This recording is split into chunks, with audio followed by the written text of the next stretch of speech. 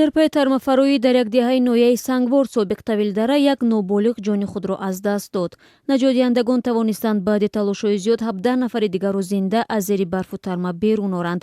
ҳодисаи тармафароӣ дар ноҳияи Сангвор шаби 18 ба 19 феврал рух додааст. Мақомоти Кумитаи ҳолатҳои фавқулода ба раҳбарии Рустам Назарзода, раиси ин ниҳод, субҳи 22 феврал бо чархбол ба маҳалли офатзада рафта, аз ваз дар он ҷо аз наздик шинос шуданд. Умеда Юсупова, сухангӯи ин ниҳод, дар суҳбат бо Радиои Озодӣ гуфт, ки ин гурӯҳи корӣ муайян кардааст, ки дар натиҷаи тармафароӣ дар деҳаи Калпи ҷамоати ваҳдати ноҳияи Сангвор воқеъ дар 100 километрии маркази ноҳия манзили хонаводаи Шайх Муродовҳо осеб дида, як ноболиғ Хайриддини Иброҳими 11 сола узви ин хонавода фавт дидааст. ба ҳисоби фавтидани Хайриддин Иброҳим, теъдоди расмии қурбониҳои тармафароиҳои соли ҷорӣ дар Тоҷикистон ба 17 нафар расид.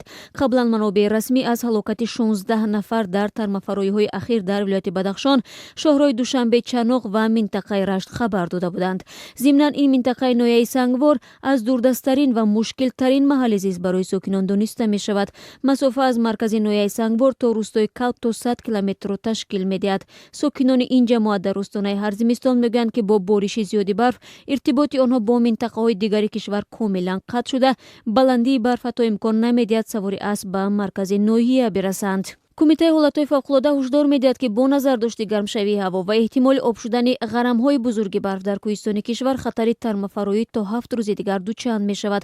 Ба ин далел аз сокинони кишвар хоҳиш карда мешавад, ки аз сафар бо роҳҳои кӯҳӣ комилан худдорӣ карда, ҳатто ба эзумчинӣ ба кӯҳҳо нараванд.